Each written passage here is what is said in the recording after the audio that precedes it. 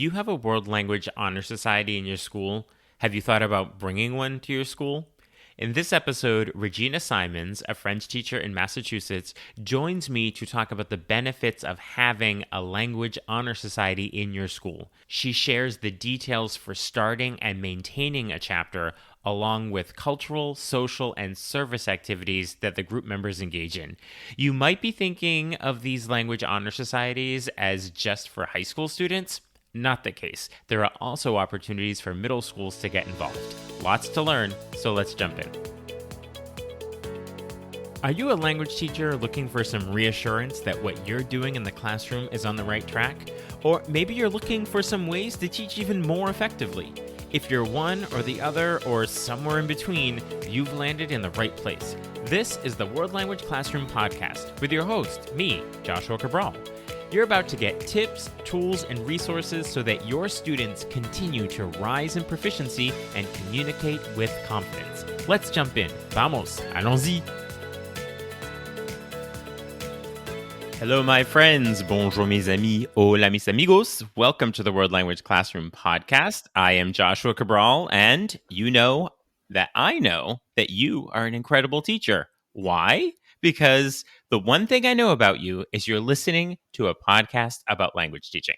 That's all I need to know that you do that little bit, that extra to make you an incredible educator. So thank you so much for doing that. I'm sure you do tons of other things as well, but this is the one thing I know about you, and I so much appreciate it. So thank you very much for listening.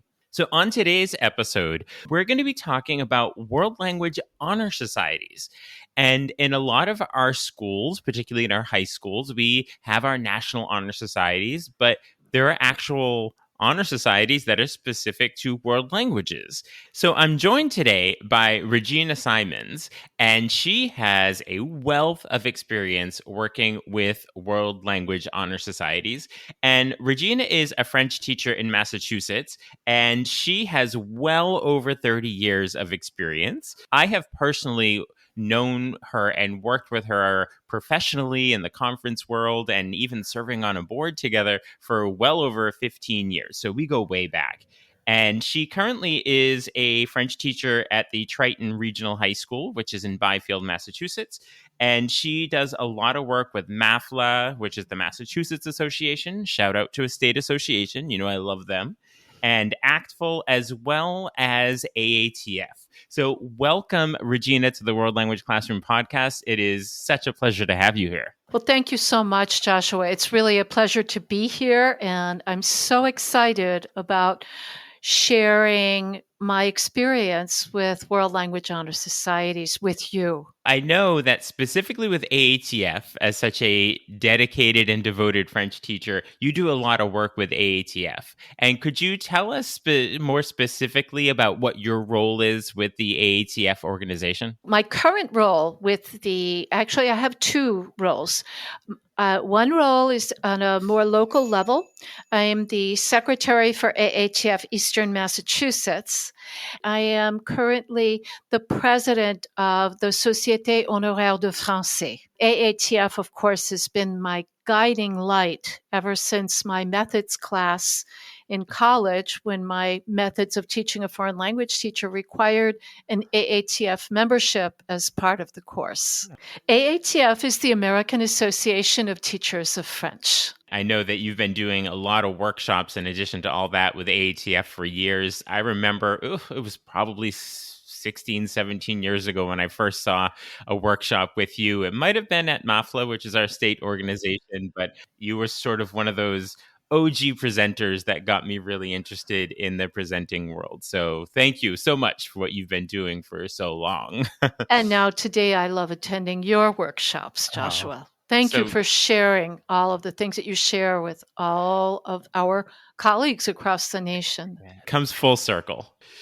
So now we're going to talk about these world language honor societies. And before we get into exactly what they are and how they work and those details, just to focus on you and your personal story real quickly, when did you first start and how did you even hear about it and want to get involved in the first place? As an American Association of Teachers of French member, I was looking for ways to promote the study of world language and particularly French at the time. And also, I was looking for ways to recognize my very hardworking students outside of class. I looked online and I saw, oh, look at this. There's this French Honor Society. I wonder what that is about. In 2010, I began the first French Honor Society at Triton Regional High School. We held our first induction, and I actually combined it. I worked with a Spanish teacher. We combined our French Honor Society with our Spanish Honor Society, and we named it the World Language Honor Society. The first year we did it, we inducted 6 students. In 2024, at Triton Regional High School, we inducted close to 30 students. And can I just ask, because you're talking about being inducted, and I think a lot of teachers, they understand what National Honor Society is, and there's particular criteria to be inducted. And can you tell us a little bit about what that criteria is and who decides on that criteria? Each of the associations has a constitution that is available on their national websites. The American Association of Teachers of Spanish, the American Association of Teachers of German. There's also a Chinese National Honor Society and an Italian National Honor Society. So all of the umbrella organizations have their constitutions online, and the membership requirements for students are listed in each respective constitution. Mm-hmm. So, for example, in the French Honor Society, students are required to have A minus average, about a 90 average in order to be, this is in their French class, a 90 average in French class and an 83, a B average across the board in all of their classes in order to be inducted or actually to be invited to apply. And of course, each local constitution and each local district then has their own application process. Once students apply, they will be selected by a faculty council and then invited to an induction later that year. And do individual schools have to apply to be able to have this honor society? What's that process like for a school that wants to bring this into their community? Each of the honor societies has a line item sheet that explains how to start a charter. So they do need to apply online. They need to apply for a charter online. For the French Honor Society, there is a $10 fee, but it is once. So, for example, Triton Regional High School began in 2010. I paid that $10 fee in 2010, and that is a lifetime charter that we have. So really, for $10, it's a lifetime of holding that charter in the school. So even when I retire, the French teacher that follows me will continue on the same charter. They don't need to begin a new one. Each year, students need to be inducted, and there is a $4.50 fee for the induction for each student. They receive a certificate, and that is also done online on the American Association of Teachers of French website. And I'm sure that the different languages and associations may have slight differences. So we'll focus specifically on your experience, which is working with the French. And you mentioned that they have to have that particular average overall, as well as in their French classes.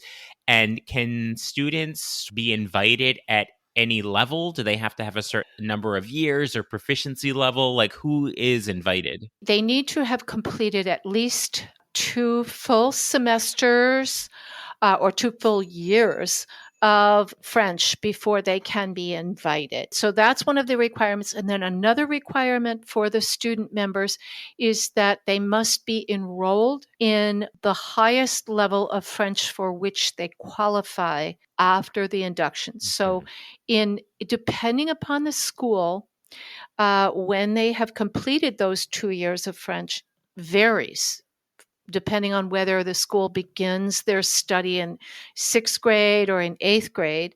In my school, students only come into French 1 as ninth graders. They've only had one full year in eighth Mhm. grade. So we Mhm. run the transcripts after the first quarter of their junior year. And we take all of the French and Mhm. Spanish students, we look at what their grade point averages are. And when we see that they have reached that grade point average, we send the invitations to the students to apply who do qualify. Not all the students who qualify will apply. They might have a science heavy or a math heavy or a music heavy, art heavy schedule in their senior year, and they're pursuing things other than world language. So the Mhm. student who does apply is usually a very committed student who really wants to Mhm. promote the study of world language in the school and beyond high school.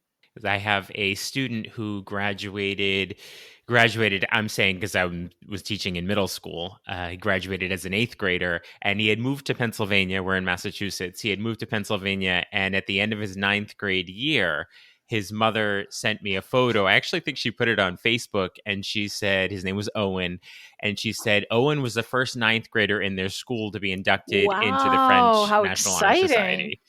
And so I was thinking, oh, I thought you had to be a junior or a senior, but it was because he had had so many years with Mhm. me in Oh, that's his middle great. school years that they had looked at that. The thing I loved about it is he was a big baseball player, and even he was holding his certificate for being inducted into the French National Honor Society, and he was in his baseball uniform. And Oh, it was just this great way of just bringing the two worlds together. that's one of the most exciting things about having a world language honor society in one school is what it does to recognize Mhm. students, what it does to recognize world language study. In my school, we invite the administration. We invite Mhm. the principal, assistant principal. We give them an opportunity to speak if they wish. We also invite the superintendent. The superintendent tries to come every year. I think that we have made the case here. I think people are, oh, inspiring. Yes, it's a way of, it's an advocacy piece. It's a valuing piece. There's a lot in there.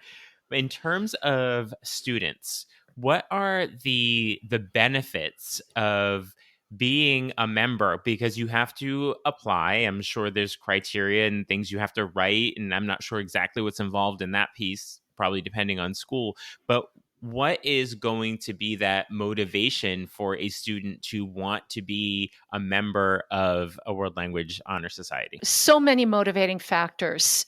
In each association, different scholarship opportunities are available for students. For the French Honor Society, for instance, we offer three really exciting opportunities.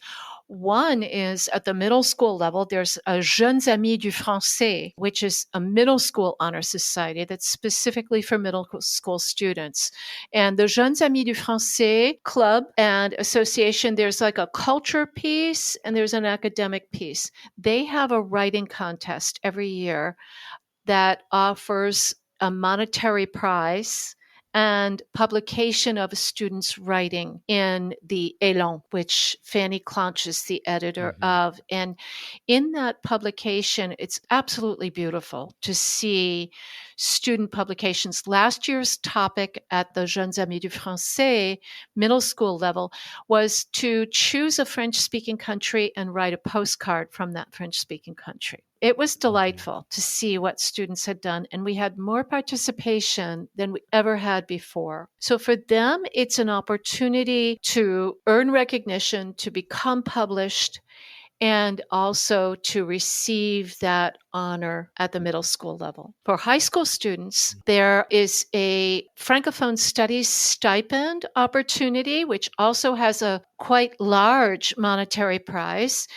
which varies from year to year depending on how many prizes are administered. And it's for the continued study of French beyond high school or for travel. So, for example, many students who apply to the Francophone Studies stipend may be traveling to a French-speaking country with their schools on that year, a significant sum that they can contribute towards a French exchange program or a French immersion summer camp. In addition to that, they can graduate with cords of the colors of the flag of the country of their language of study. So I'm curious about, maybe I'll call it like the social aspects of it, in terms of, I think some students, they would want to work towards this designation because, oh, I'm applying to college and I can put that on my transcript or talk about it in some way. And that's a valid thing that I think a lot of students will do in high school, in terms of going towards seal of biliteracy and a lot of different things like that. But are there sort of social events, get-togethers that happen amongst members where I'm a high school student and I like to have fun and I'm going to do it in my language? Are there things like that that happen amongst your members? Yes, there are. It depends on the local constitution. Each school has their own requirements. In my school, students are required to complete 10 complete service hours. And through completing those service hours, students really enjoy working together. So annually, I have students working at a water stop at the Jingle Bell Marathon. Each honor society has an AATF boutique or an AATS boutique, ASP boutique where they can order sweatshirts, hoodies, mugs. I should have brought my mug with me today with the Société Honoraire de Français symbol on it. And the students, when they do their service in my school, they like to go as a team and look like a team. So they wear their French Honor Society t-shirts or their French Honor Society hoodies together, just almost like a sports team. And they're serving water at the water stop at the marathon. Or another thing that we do in my school is they have a trunk or treat for Halloween. And you bring your car up and you decorate the car and you bring candy for the elementary school students. And it's a safe way for young children to come trick-or-treating. We put the French Honor Society banner up and the Spanish Honor Society banner up. And last year, the French Honor Society did a Beauty and the Beast theme. And the high school kids dressed as Beauty and the Beast and played the roles of the characters, and the kids just loved them. And the Spanish Honor Society did a Dia de los Muertos theme. They had the cars parked together. So there's sort of an automatic circle of friends that students have. And I will tell you that since my school has had the Honor Society, our French and Spanish students have become so much closer. Members often participate in activities and events that deepen their understanding and appreciation of French culture, such as film screenings, cultural festivals, and cooking events.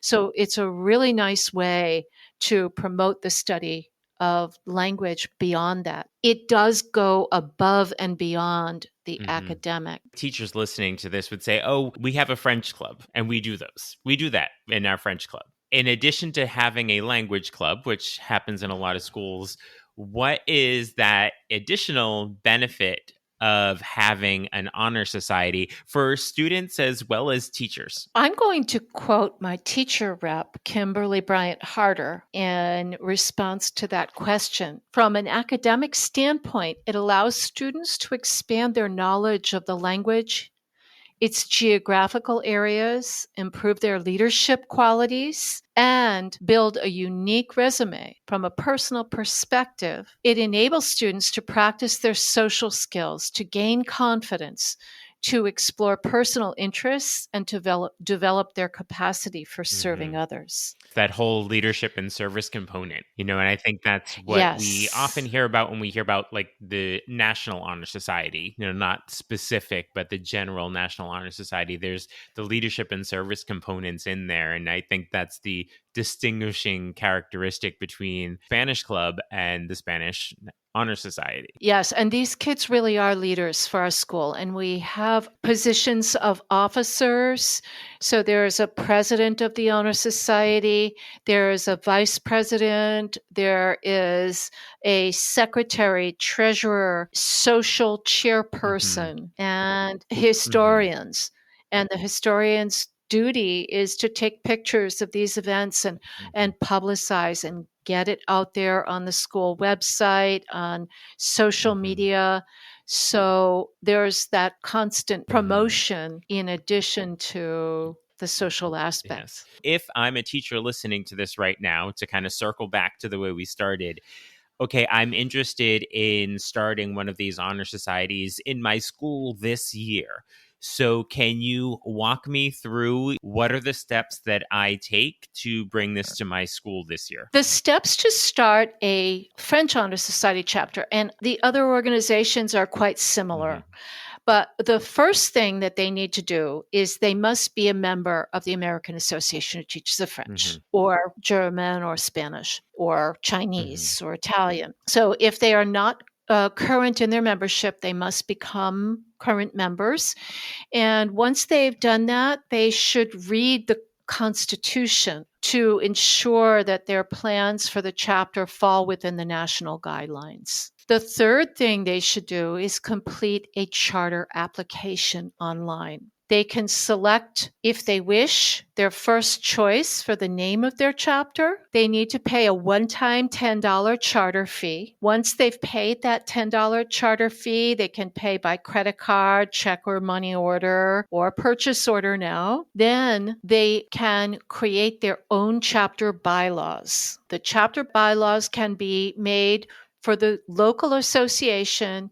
We provide samples for them. And the only requirement that we have is that they follow the national constitution and that the requirements of the local constitution are not lesser than the national requirements. Then they can begin organizing their new members. That's the fifth step. And they can allow students to apply for membership or invite students who qualify. They can select and invite members, collect membership dues if their school requires dues. Next, they can elect the officers and organize their events. The sixth thing they need to do is register new members online every year. So they must induct new members once every other year at least. In my school, we do that every year. And then they need to submit a $4.50 membership fee to initiate. That price may vary according to organizations, but in AATF, that's the price. And then there is a seventh step, which is to hold their first induction ceremony. There are scripts that are available online in both English and French. There is a sample induction script, a sample induction ceremony, a sample program for that induction ceremony that they can find online, just so that they don't have to reinvent the wheel. And from there, we just give on that step-by-step guide, which we also have available online. We give some suggestions for selecting students and maintaining a chapter. Okay. So I have a couple of questions that came up as you were going through. The first one is, are all of the language-specific honor societies through their AAT, like through their AATF, AATG? So it's not part of the National Honor Society. It's separately through the AATs? Yes, and actually that's another advantage for our students is that, for example, in Triton, in my school, we have the induction ceremony and we send out our applications for the French and Spanish Honor Society right after the National Honor Society induction, because the requirements on the overall GPA are slightly lower. So world language students may be very strong in world language, but not quite as strong in science and math. And what we want is the strong world language students. And so our parents and administrators really love the fact that that comes out after, because some students who have not been inducted in the National Honor Society have a new opportunity to become members Right. of the World Language Honor I Society. like that. I mean, it does have the component of needing the overall average as part of it. So it's not sort of like you can be, failing your other classes. So it does have that both and component in there. But I like that you have that opportunity to focus specifically on the language piece. And the last question, this is always about student agency for me. I love when students are feeling empowered and a part of the process and everything. And as you were going through talking about the process of bringing an honor society, a language specific honor society into your school, and the teacher kind of doing all the work. And what are your feelings on, say, it's a group of students that are going to get together with their teacher, because the teacher has to be a member of the AAT organization, but the students being the ones to sort of galvanize and make it happen? Have you seen this happening, or what are your thoughts on that? If there are students who are willing to do that in every school, it's wonderful. And hopefully their motivation will be contagious so that their teachers will begin the charter. And I think the key there also is for them to point out that each of the organizations has the step-by-step guidelines online, and it can be as complicated Mm-hmm. or as very, very simple Mm-hmm. as they wish. Because I think in today's world, teachers are extremely busy. Mm-hmm. And I think that one of the greatest concerns that teachers have is, can I fit this Mm-hmm. in? Can we do Mm-hmm. this? Yes, they can. And they can just follow the simple step by step guidelines, do the induction ceremony, and then they can do as many activities as they wish. But the important thing is to recognize our best world language Mm-hmm. students. And wrapping up our conversation here, what are some ways that we can get either in contact with you to learn more? I don't know if you have some social media you might want to share out or something, or are there any particular websites you would send us to learn more? If you look on the AATF website for the Société Honoraire de Français, the contact information for the SHF Council is listed there. All of our email addresses for the secretary, which is actually shf at frenchteachers.org. Mm-hmm. And she works at headquarters. So, really, if somebody wanted to get a French Honor Society started, she would be the first person to contact, because she's also the one who processes the new charters. And her name again is Robin Anderson. And the email address is shf at frenchteachers.org. Excellent. And then, of course, my email address, Kimberly Bryant Harder's, Henriette Sinjui's, and Fanny Clonch's email addresses are all listed on the AATF website as well. We also have a Twitter and Instagram page, Mm-hmm. which is at AATF SHF. Mm-hmm. Very easy mm-hmm. to pick up on. And we also have a Facebook group for the AATF, Société Honoraire de Français. Excellent.